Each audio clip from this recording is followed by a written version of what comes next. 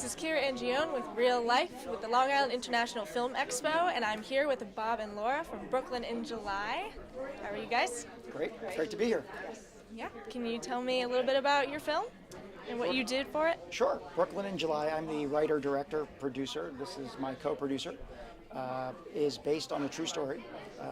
The original idea came from a song by a folk artist named Joe Crookston entitled Brooklyn in July. It follows an African-American chauffeur in 1945 as he has basically a day from hell. And it deals with racism and bias in that time period. We took the song and I expounded on his backstory and made him a World War II serviceman who comes back and finds out that no matter how heroic you fight for your country, you still have to come back and deal with the reality of what the world is really like back home. And racism.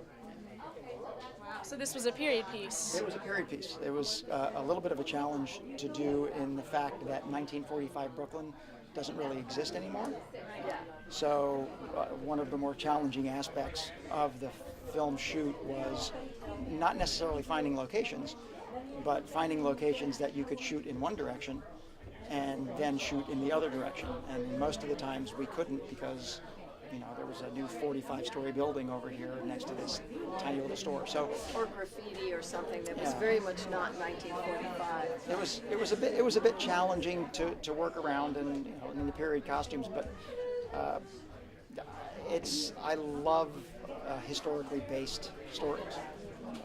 And I think, you know, not to get on a soapbox, but I think people have a tendency. Well, I think people are forgetting their history or forgetting their past too much, and I think we tend to repeat things that we shouldn't repeat.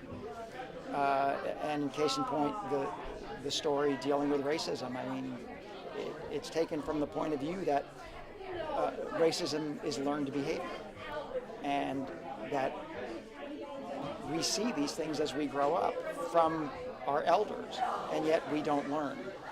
And if you forget your past, if you forget your history, you're bound to repeat mistakes. So it was one of the reasons for doing it.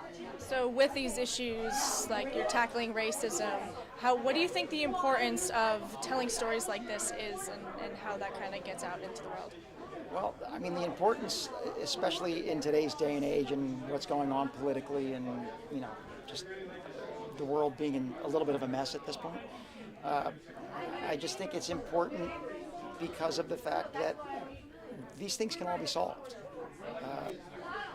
It just takes people to listen and understand and kind of be on the same page. I think we all want to be on the same page, but for some reason it's difficult for people to do that. I think sometimes when you see fictional stories, you see a story that's a story, or through a movie or a play, you can gain something from it that often you can't from reading the newspaper. And that way it can have an effect on people and say, oh, that's not right.